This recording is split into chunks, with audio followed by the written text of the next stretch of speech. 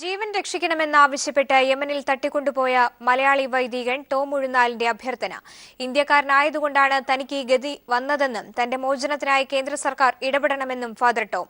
ആരോഗ്യം വളരെ മോശമാണെന്നും വൈദ്യസഹായം ലഭിക്കേണ്ടതുണ്ടെന്നും ഫാദർ വീഡിയോയിൽ പറയുന്നു. ക്രൈസ്തവ സഭയോടും മാർപ്പാപ്പയോടും ഫാദർ സഹായം അഭ്യർത്ഥിച്ചു. I am Father Tommy George, also known as Father Tom, from India, from the Kerala state of India. I work as priest in Eden Church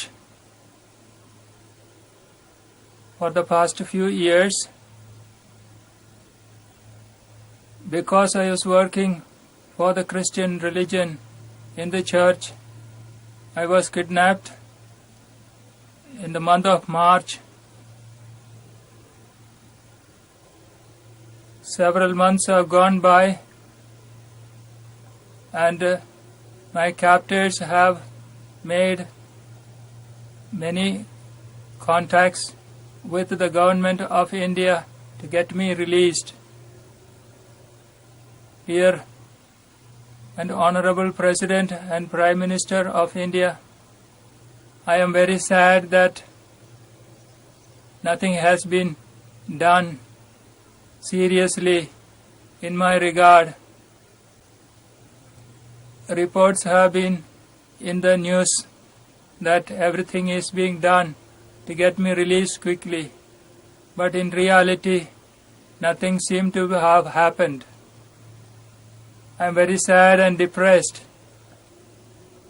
I request also my fellow Christians in India, the bishops and priests. ജീവനു വേണ്ടി കേന്ദ്ര സർക്കാരിനോടും രാഷ്ട്രപതിയോടും ക്രൈസ്തവ സഭകളോടും മാർപ്പാപ്പയോടും യാചിച്ചുകൊണ്ടാണ് യമനിൽ നിന്ന് തട്ടിക്കൊണ്ടുപോയ father Tom ഉഴുന്നാലിന്റെ video സന്ദേശം.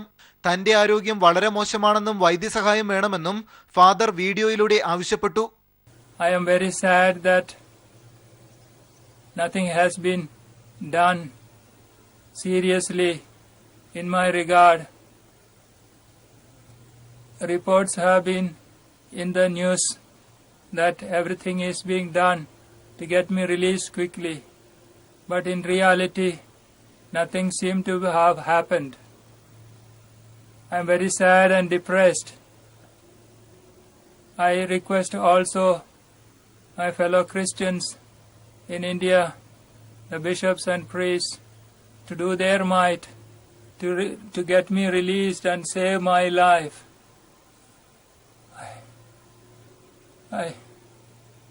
I need your help. Please help me. French മാധ്യമ പ്രവർത്തകയും തട്ടിക്കൊണ്ടുപോയിരുന്നുവെന്നും എന്നാൽ French സർക്കാർ ഇടപെട്ട് രക്ഷപ്പെടുത്തിയ കാര്യവും ഫാദർ ചൂണ്ടിക്കാട്ടുന്നു. ഒരു ഇന്ത്യക്കാരനായതുകൊണ്ടാണ് തനിക്ക് ഈ ദുരിതം വന്നതെന്നും ഫാദർ ടോം ഉഴുന്നാലൻ വ്യക്തമാക്കുന്നു. തട്ടിക്കൊണ്ടുപോയവർ ബന്ധപ്പെടാൻ ശ്രമിച്ചിട്ടും ആരും പ്രതികരിക്കുന്നില്ലെന്നാണ് ഫാദറിന്റെ വാക്കുകൾ. അതിനാൽ തന്നെ തട്ടിക്കൊണ്ടുപോയവർ മറ്റാരെങ്കിലും മുഖാന്തരം എംബസിയിലൂടെ ബന്ധപ്പെടാൻ ശ്രമിച്ചു എന്നാണ് കരുതുന്നത്. യൂട്യൂബിൽ സലേഹ് സലേം എന്നയാളിന്റെ പേരിലുള്ള അക്കൗണ്ടിൽ നിന്നാണ് വീഡിയോ ക്രിസ്മസ് ദിനത്തിൽ പോസ്റ്റ് ചെയ്തിരിക്കുന്നത്. എന്നാൽ ഇതാരാണെന്നോ എവിടെ നിന്നാണ് ചിത്രീകരിച്ചതെന്നോ വ്യക്തമല്ല. വീഡിയോയുടെ ആധികാരികത പരിശോധിച്ച് തുടർ നീക്കം നടത്തുമെന്നാണ് വിദേശകാര്യ വൃത്തങ്ങൾ അറിയിച്ചത്. ഇതിനായി സുരക്ഷാ ഏജൻസികളെ ചുമതലപ്പെടുത്തി. ഫാദറിന്റെ ജീവൻ സുരക്ഷിതമാണെന്നാണ് കഴിഞ്ഞ ഓഗസ്റ്റിൽ വിദേശകാര്യമന്ത്രി സുഷമ സ്വരാജ് അറിയിച്ചത്. പ്രധാനമന്ത്രി യമനിലെ അധികൃതരുമായി ബന്ധപ്പെടുന്നുവെന്നും വിദേശകാര്യമന്ത്രി അറിയിച്ചിരുന്നു. എന്നാൽ ഫാദറെ ഏത് സംഘടനയാണ് എവിടേക്കാണ് തട്ടിക്കൊണ്ടുപോയതെന്ന കാര്യത്തിൽ കേന്ദ്ര സർക്കാരിനും വ്യക്തതയില്ല.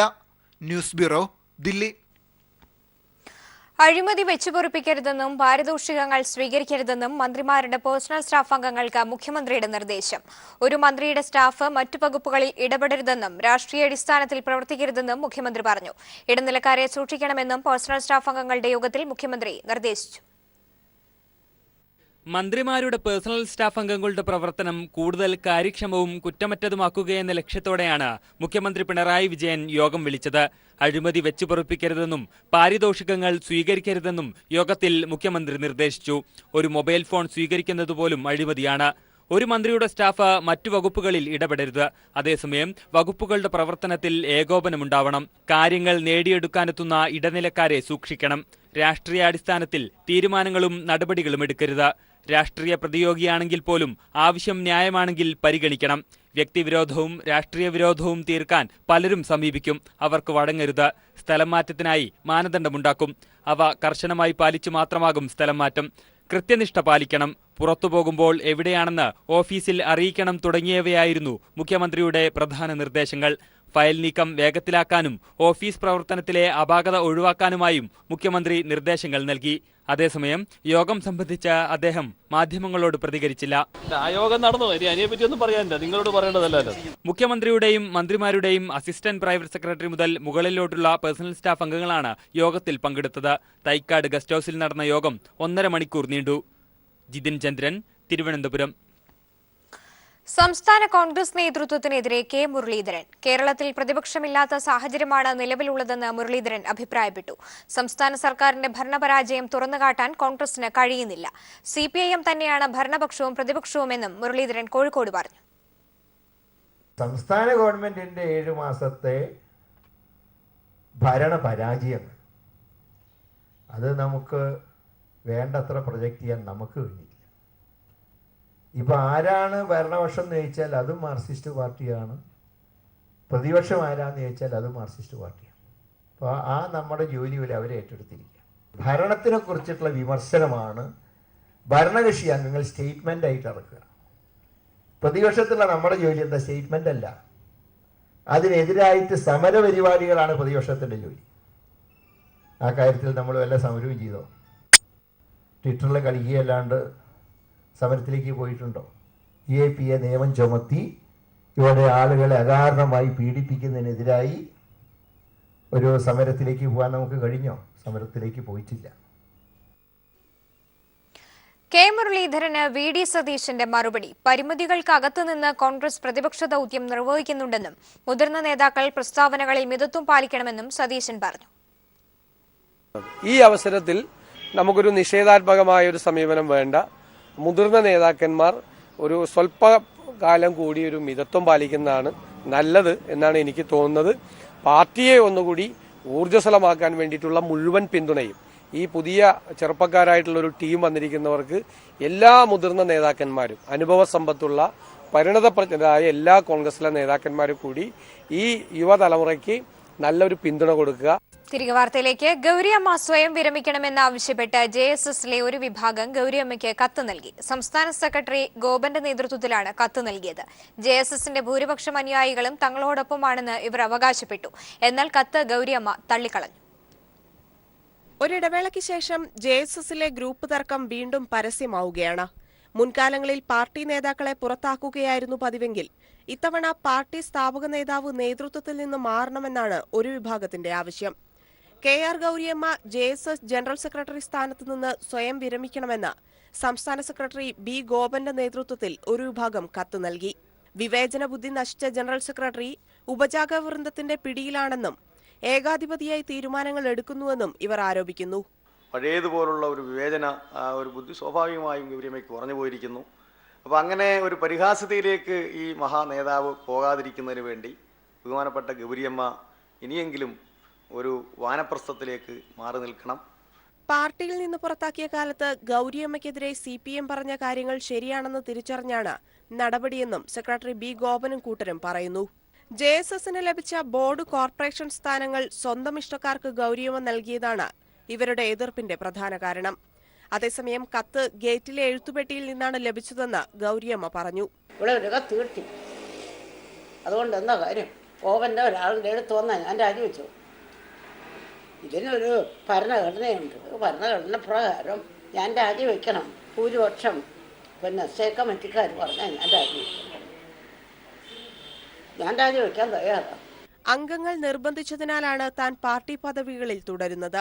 സ്ഥാനമാനങ്ങൾ ലഭിക്കാത്തതിന്റെ പിണക്കമാണ് ഗവൺമെന്റിന്റേതെന്നും പാർട്ടി വിലയിരുത്തി. 29-ന് ചേരുന്ന JSS സംസ്ഥാന സെന്റർ നടപടികൾ ചർച്ച ചെയ്യും. News bureau, Alappuzha. ശബരിമല അപകടത്തിൽ പോലീസിന് വീഴ്ച പറ്റിയിട്ടില്ലെന്ന് മന്ത്രി കടകംപള്ളി സുരേന്ദ്രൻ. ഭക്തജന തിരക്ക് നിയന്ത്രണ വിധേയമാണ്. സംഭവം IG ശ്രീജിത്ത് അന്വേഷിക്കും. മണ്ഡലപൂജ കണക്കിലെടുത്ത് സന്നിധാനത്തും പരിസരത്തും ജാഗ്രതാ നിർദ്ദേശം നൽകിയിട്ടുണ്ട്. സന്നിധാനത്ത് ഇന്നലെ ഉണ്ടായ അപകടവുമായി ബന്ധപ്പെട്ട വ്യാജ പ്രചരണങ്ങൾ വ്യാപകമായതോടെയാണ് സംഭവത്തെക്കുറിച്ച് അന്വേഷിക്കാൻ DGP ഉത്തരവിട്ടത്. പോലീസിന്റെ ഭാഗത്ത് വീഴ്ചയുണ്ടായി എന്ന വാദം ദേവസ്വം മന്ത്രിയും DGPയും ഒരുപോലെ തള്ളിക്കളഞ്ഞു. സന്നിധാനത്ത് ദേവസ്വം ബോർഡിന്റെയും പോലീസിന്റെയും അടിയന്തര യോഗം വിളിച്ചു ചേർത്ത ദേവസ്വം മന്ത്രി സ്ഥിതിഗതികൾ വിലയിരുത്തി. തുടർന്ന് അപകടസ്ഥലം സന്ദർശിക്കുകയും ചെയ്തു. ബാരിക്കേഡിനുണ്ടായ ബലക്ഷയമാണ് അപകടത്തിലേക്ക് നയിച്ചതെന്ന് മന്ത്രി പറഞ്ഞു. കാലപ്പഴക്കം കൊണ്ടല്ല, ട്രാക്ടർ മുട്ടി അതൊന്ന് ഇളകിയിട്ടുണ്ട്. അതൊന്ന് ചെറുതായിട്ട് പിടിച്ചാടുന്നൊരു പൊസിഷനിലുണ്ട്. അത് കുറെ കൂടെ ഉറപ്പിക്കാൻ സാധിച്ചില്ല എന്നുള്ളതാണ്. അതെല്ലാം ചെയ്യാൻ സാധിക്കും. സംഭവം അന്വേഷിക്കുന്ന ഉത്തരമേഖല IG S ശ്രീജിത്ത് അന്വേഷണം ആരംഭിച്ചിട്ടുണ്ട്. സംഭവം നടന്ന സമയത്തെ CCTV ദൃശ്യങ്ങൾ പരിശോധനാ വിധേയമാക്കി. ക്രമാതീതമായ തിരക്കിൽ ബാരിക്കേഡിനുണ്ടായ ബലക്കുറവാണ് അപകട കാരണമെന്നാണ് പ്രാഥമിക നിഗമനം. സംഭവത്തെക്കുറിച്ചുള്ള രഹസ്യാന്വേഷണ വിഭാഗത്തിന്റെ റിപ്പോർട്ട് നാളെ SP-ക്ക് കൈമാറും. അപകടത്തിന്റെ തത്സമയ ദൃശ്യങ്ങൾ പീപ്പിൾ TVയിൽ നിന്നും പോലീസ് വാങ്ങിയിട്ടുണ്ട്. News bureau, Sabarimala. ശബരിമലയിൽ ഇന്നലെ നടന്ന അപകടത്തിൽ ആരുടെയെങ്കിലും ഭാഗത്ത് വീഴ്ചയുണ്ടായിട്ടുണ്ടെങ്കിൽ നടപടിയെടുക്കുമെന്ന് DGP ലോക്നാഥ് ബെഹ്റ. സംഭവത്തിൽ ദേവസ്വം ബോർഡ് അനാസ്ഥ കാട്ടി. ബാരിക്കേഡുകൾ ശക്തിപ്പെടുത്തണമെന്ന നിർദ്ദേശം ദേവസ്വം ബോർഡ് പാലിച്ചില്ലെന്നും DGP പറഞ്ഞു. ശബരിമലയിലെ CCTV ദൃശ്യങ്ങളും പരിശോധിക്കും. ശബരിമലയിൽ സുരക്ഷ ശക്തമാക്കുമെന്നും DGP മാധ്യമങ്ങളോട് പറഞ്ഞു. ഇതിൽ എന്തെങ്കിലും തെറ്റ് ആരുടെ സൈഡിലുണ്ടെങ്കിൽ അതിൽ നമുക്ക് എന്തെങ്കിലും നടപടി എടുക്കാനാണെങ്കിൽ ഞാൻ നടപടി എടുത്തോളാം. ADGP എന്നെ പറഞ്ഞു, സാർ അത് ഞങ്ങൾ ഈ മാറ്റർ ട്രാവൻകൂർ ദേവസ്വം ബോർഡിക്ക് ഓഗസ്റ്റ് മാസത്തിലെ കത്തുവരി പറഞ്ഞായിരുന്നു. പക്ഷേ അതൊന്നും അത് അവർ സ്ട്രോങ് ചെയ്തിട്ട്. വാർത്തയിലേക്ക്. കേന്ദ്ര റെയിൽ മന്ത്രി സുരേഷ് പ്രഭുവുമായി മുഖ്യമന്ത്രി പിണറായി വിജയൻ കൂടിക്കാഴ്ച നടത്തി. രാജധാനി എക്സ്പ്രസ് ആഴ്ചയിൽ 5 ദിവസമാക്കി മാറ്റുമെന്ന് റെയിൽവേ മന്ത്രി മുഖ്യമന്ത്രിക്ക് ഉറപ്പ് നൽകി. സംസ്ഥാനത്തെ റെയിൽവേ പ്രശ്നങ്ങളെക്കുറിച്ച് പഠനം നടത്താൻ റൈഡ്സിനെ ചുമതലപ്പെടുത്തുമെന്നും റെയിൽവേ മന്ത്രി അറിയിച്ചു. കേന്ദ്ര ബജറ്റിന് മുന്നോടിയായിരുന്നു കൂടിക്കാഴ്ച. പാതയിരട്ടിപ്പും റെയിൽ മേൽപ്പാലങ്ങളുടെ ഉൾപ്പെടെയുള്ള ആവശ്യങ്ങൾ സംസ്ഥാനം ഉന്നയിച്ചു. ചീഫ് സെക്രട്ടറി ഉൾപ്പെടെയുള്ള ഉന്നത ഉദ്യോഗസ്ഥരും മുഖ്യമന്ത്രിയുടെ ചേംബറിൽ നടന്ന ചർച്ചയിൽ പങ്കെടുത്തു. സർക്കാർ ആവശ്യപ്പെട്ട 50 ദിവസ സമയം തീരാൻ 3 ദിവസം മാത്രം ബാക്കി നിൽക്കെ പ്രധാനമന്ത്രി വിളിച്ച സാമ്പത്തിക വിദഗ്ധരുടെ യോഗം അല്പസമയങ്ങൾക്കകം ദില്ലിയിൽ ആരംഭിക്കും. അതേസമയം തുടർ സമര രീതി ചർച്ച ചെയ്യാൻ കോൺഗ്രസ് അധ്യക്ഷ വിളിച്ചു ചേർത്ത പ്രതിപക്ഷ പാർട്ടികളുടെ യോഗത്തിൽ നിന്ന് ഇടതു പാർട്ടികളടക്കം പ്രധാന പാർട്ടികൾ വിട്ടുനിൽക്കും. കോൺഗ്രസ് ഏകപക്ഷീയ തീരുമാനം കൈക്കൊള്ളുന്നതും വിവിധ സംസ്ഥാനങ്ങളിൽ വ്യത്യസ്ത നിലപാട് സ്വീകരിക്കുന്നതുമാണ് മറ്റു പാർട്ടികൾ യോഗത്തിൽ നിന്ന് വിട്ടുനിൽക്കാൻ കാരണം.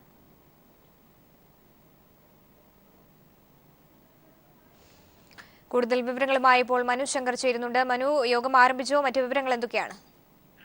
പ്രാഥമികമായ യോഗം ആരംഭിച്ചിരിക്കുകയാണ്. ഔദ്യോഗികമായ ഒരു അറിയിപ്പല്ലായിരുന്നു നേരത്തെ പ്രധാനമന്ത്രിയുടെ ഓഫീസിൽ നിന്ന് ഉണ്ടായിരുന്നത്. ഒരു രഹസ്യ കൂടിക്കാഴ്ച എന്ന് തന്നെയാണ് മാധ്യമങ്ങൾക്ക് ലഭിച്ചിരുന്ന വിവരം. ഇപ്പോൾ സാമ്പത്തിക വിദഗ്ധരുമായുള്ള ചർച്ച പ്രധാനമന്ത്രി നടത്തുന്നു എന്നാണ് അറിയുന്ന സൂചനകൾ. പുതിയ ചില തീരുമാനങ്ങൾ സർക്കാർ കൈക്കൊള്ളുന്നു എന്ന നിർണായക വിവരങ്ങളും ലഭിക്കുന്നുണ്ട്. അതായത് പഴയ നോട്ടുകൾ ബാങ്കുകളിൽ നിക്ഷേപിക്കുന്നതിന് ഈ മാസം 30 വരെയായിരുന്നു സമയം അനുവദിച്ചിരുന്നത്.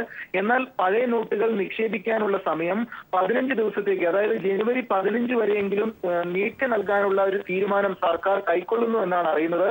ഇത്തരം പഴയ നോട്ടുകൾ നിക്ഷേപിക്കാനുള്ള ഇളവ് നീട്ടി നൽകുന്ന സാഹചര്യത്തിൽ നോട്ട് നിയന്ത്രണവും തുടരുന്നതിന് തടസ്സമില്ലെന്നാകും ഇനി സർക്കാർ മുന്നോട്ട് വയ്ക്കുന്നത്. ഡിസംബർ 30-നകം നിലവിലെ പ്രതിസന്ധി തീരില്ലെന്ന് ഉറപ്പായി കഴിഞ്ഞു. ഈ ഒരു സാഹചര്യത്തിലാണ് ഇത്തരം ഒരു പുതിയ തീരുമാനത്തിലേക്ക് സർക്കാർ കടക്കുന്നത് എന്നാണ് അടുത്ത വൃത്തങ്ങളിൽ നിന്ന് ലഭിക്കുന്ന സൂചനകൾ. ആ ഒരു സാഹചര്യത്തിൽ ആഴ്ചയിൽ 24,000 രൂപ, ATM-കളിൽ നിന്ന് 2,500 രൂപ എന്നിങ്ങനെയുള്ള നിയന്ത്രണങ്ങളും പുതുവർഷത്തിൽ തുടരാൻ സർക്കാരിനാകുകയും ചെയ്യും. അതേസമയം സർക്കാരിനെതിരെയുള്ള സമരരീതി ചർച്ച ചെയ്യാൻ കോൺഗ്രസ് അധ്യക്ഷ നാളെ പ്രതിപക്ഷ പാർട്ടികളുടെ യോഗം വിളിച്ചിട്ടുണ്ട്. എന്നാൽ യോഗത്തിൽ നിന്ന് പ്രധാന പാർട്ടികളെല്ലാം വിട്ടുനിൽക്കുകയാണ്. ഇടതു പാർട്ടികൾ NCP, JDU, DMK അടക്കമുള്ള പാർട്ടികളെല്ലാം വിട്ടുനിൽക്കുകയാണ്. കോൺഗ്രസ് ഏകപക്ഷീയമായ നിലപാട് തുടരുന്നു. കേരളത്തിലെ അടക്കം വിവിധ സംസ്ഥാനങ്ങളിൽ കോൺഗ്രസ് വ്യത്യസ്ത നിലപാട് സ്വീകരിച്ചു എന്ന് ചൂണ്ടിക്കാട്ടിയാണ് ഇടതു പാർട്ടികൾ യോഗത്തിൽ നിന്ന് വിട്ടുനിൽക്കുന്നത്. പിന്നീട് പാർലമെന്റിനകത്ത് സംയുക്ത പ്രതിഷേധം നടത്തിയതിന് പിന്നാലെ രാഹുൽ ഗാന്ധി മോദിയുമായി കൂടിക്കാഴ്ച നടത്തിയതിലും പ്രതിപക്ഷ പാർട്ടികൾ അമർഷത്തിലായിരുന്നു. ഈ ഒരു സാഹചര്യത്തിലാണ് നാളത്തെ യോഗത്തിൽ നിന്ന് പ്രധാന പാർട്ടികൾ വിട്ടുനിൽക്കുകയും ചെയ്യുന്നത്. സൂമി, മനു ശങ്കരനാണ് ദില്ലിയിൽ നിന്നും വിവരങ്ങൾ നൽകിയത്. 41 ദിവസത്തെ മണ്ഡലകാലത്തിന് സമാപ്തി കുറിച്ചുള്ള മണ്ഡലപൂജ ശബരിമലയിൽ നടന്നു. 12-നും 12-15-നും ഇടയിലുള്ള മുഹൂർത്തത്തിലാണ് മണ്ഡലപൂജ നടന്നത്. നിർമ്മാല്യ ദർശനത്തിനും പതിവ് ചടങ്ങുകൾക്കും ശേഷം പ്രസന്ന പൂജയ്ക്കായി നടയടച്ച വിഗ്രഹത്തിൽ തങ്കയങ്കി ചാർത്തിയാണ് മണ്ഡലപൂജ നടന്നത്. ആയിരക്കണക്കിന് അയ്യപ്പ ഭക്തർ ചടങ്ങിൽ പങ്കെടുത്തു. രാവിലെ 3-ന് നിർമ്മാല്യ ദർശനത്തിനും പതിവ് പൂജകൾക്കും ശേഷമാണ് മണ്ഡലപൂജാ ചടങ്ങുകൾ ആരംഭിച്ചത്. തന്ത്രിയുടെ കാർമ്മികത്വത്തിൽ കിഴക്കേ മണ്ഡപത്തിൽ കളഭവും 25 കലശവും പൂജിച്ചു. ബ്രഹ്മകലശത്തിൽ കളഭം നിറച്ച് നീരാഞ്ജനം ഒഴിഞ്ഞ ശേഷം കലശം മേൽശാന്തിക്ക് കൈമാറി. തുടർന്ന് അയ്യപ്പന് കളഭാഭിഷേകം നടത്തി. ശേഷം പ്രസന്ന പൂജയ്ക്കായി നട അടച്ച് വിഗ്രഹത്തിൽ തങ്കയങ്കി ചാർത്തി 12-നും 12:15-നും ഇടയിലുള്ള മുഹൂർത്തത്തിൽ മണ്ഡലപൂജ നടന്നു.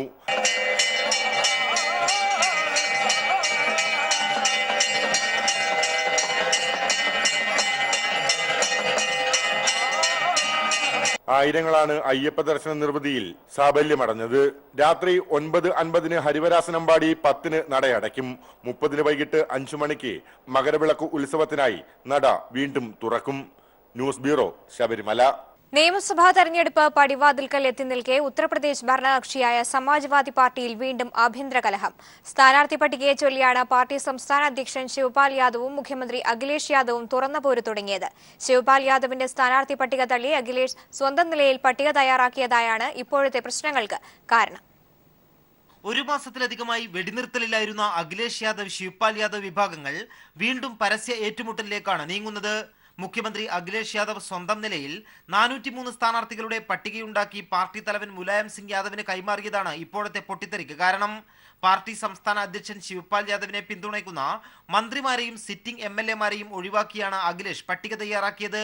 അഖിലേഷിന്റെ നീക്കത്തിന് തൊട്ടുപിന്നാലെ പാർട്ടിയിൽ അച്ചടക്ക ലംഘനം വച്ചുപൊറുപ്പിക്കില്ലെന്നും സ്ഥാനാർത്ഥികളെ വിജയസാധ്യതയുടെ അടിസ്ഥാനത്തിൽ തീരുമാനിക്കുമെന്നും ട്വിറ്ററിലൂടെ ശിവപാൽ യാദവ് വ്യക്തമാക്കി.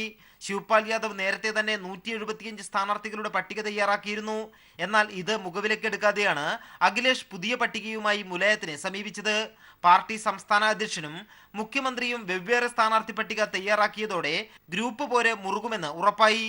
ഒരു മാസം മുമ്പ് പാർട്ടിയിൽ യാദവ പോര് രൂക്ഷമായതിനെ തുടർന്ന് മുലായത്തിന്റെ നേതൃത്വത്തിൽ നടന്ന മാരത്തോൺ ചർച്ചകൾക്ക് ശേഷം ഇരുവിഭാഗവും സംയമനത്തിലായിരുന്നു. എന്നാൽ തിരഞ്ഞെടുപ്പ് അടുത്തതോടെ വീണ്ടും തർക്കങ്ങൾ ഉടലെടുക്കുന്നത് പാർട്ടി തലവൻ മുലായത്തിനും തലവേദനയായി. ഇരുവിഭാഗവും സ്ഥാനാർത്ഥി പട്ടിക നൽകിയിട്ടുണ്ടെങ്കിലും അന്തിമ തീരുമാനം മുലായം സിംഗ് യാദവിന്റേതായിരിക്കും. M Santosh, news bureau, Delhi.